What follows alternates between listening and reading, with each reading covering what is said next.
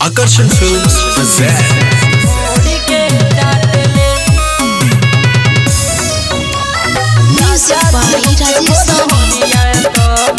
DJ विकास सिमरही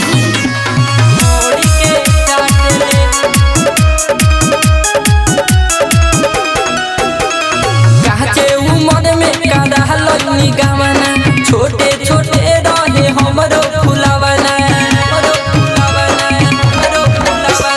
काचे उमर में करहलनी गवना छोटे छोटे रहे हमरो फुलवना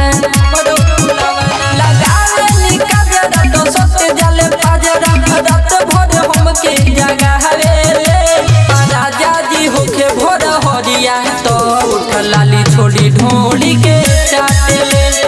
राजा जी होके भोर हरिया तो उठ लाली छोड़ी ढोली के चाटेले ढोली के चाटेले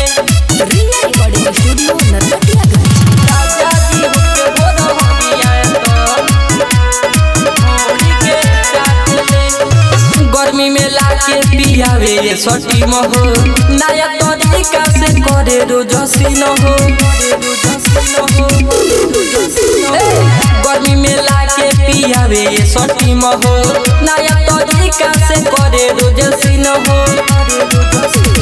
मारे में माजा दे देले साजा तनिको ना दर्द बुझेले राजा जी होके भोर हरिया तो उठ लाली छोड़ी ढोली के चाटेले राजा जी होके भोर हरिया तो उठ लाली छोड़ी ढोली के चाटेले ढोली के चाटेले मिक्स बाय गोलू संजीव। राजा जी होके भोर हरिया तो ढोली के चाटेले नई घर में कोइले रही एगो से प्यार हो कोइलस ना यारे जेंगा करे भतार हो नई घर में कोइले रही एगो से प्यार हो कोइलस ना यारे जेंगा करे भतार हो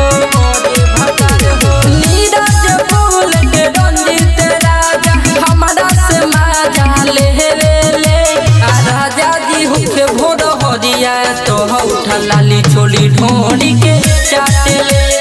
राजा जी होके भोर हरिया तो उठ लाली छोड़ी ढोली के चाटेले